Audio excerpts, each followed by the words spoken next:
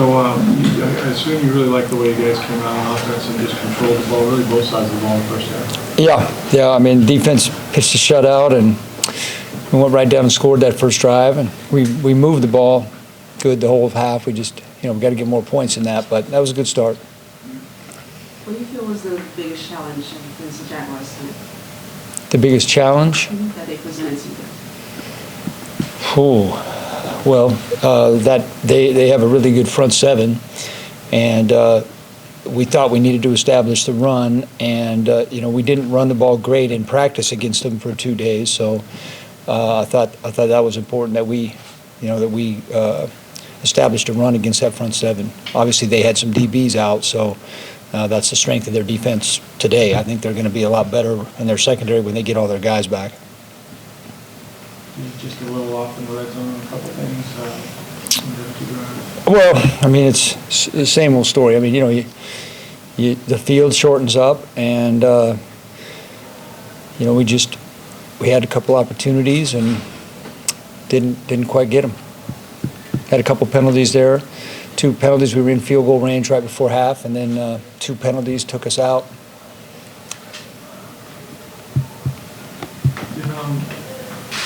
Look, I know you played great. The one play that James made, which did not go against you, but nonetheless, that decision to throw the ball. Yeah, that was not what we're looking for. I mean, elite quarterbacks don't make that play. What did impress you the most about Jameis playing? Well, Jameis was sharp. Other than one play, Jameis was extremely sharp. I think he was 21 out of 29. He was extremely sharp, but we have extremely high standards for him, as he does for himself, and he took us right down. He made a lot of run checks, converted on 3rd down. He did the things quarterbacks like him are supposed to do, except for one play. Not the kicking performance you were looking for? No, not quite what we were looking for. Might be Rick Stroud versus Greg Auman next week, kicking battle. Anything else? Defensively, it just looked like you guys really got after them, pass rushing a little bit. Yeah, our pass rush gave them some issues during the practice the last 2 days, so I think we had confidence that we could put pressure on them. They hit some big runs on us during practice, so we challenged the guys to stop their run game and try to get them behind the chains. And our first D did a nice job. Chris Connie, Levante, of course Gerald, Clinton McDonald. That first group did a nice job. Coach, Darius Glenn had a big third. Yeah, sure did. Is he just trying to push himself into that starting lineup and make it a good battle for that Sam position? Well, he's really not playing a whole lot of Sam. He is one guy that can play all the spots, and of course he missed last week, so that was his first action. He is primarily a Mike and a Will, a Mike and a dime in our terminology, and he showed up big at two huge plays, and we're so fortunate to have him. Because he can play all the spots. He's a really good special teams player, and every time he got in a game last year, he played well. He's behind 2 really good guys.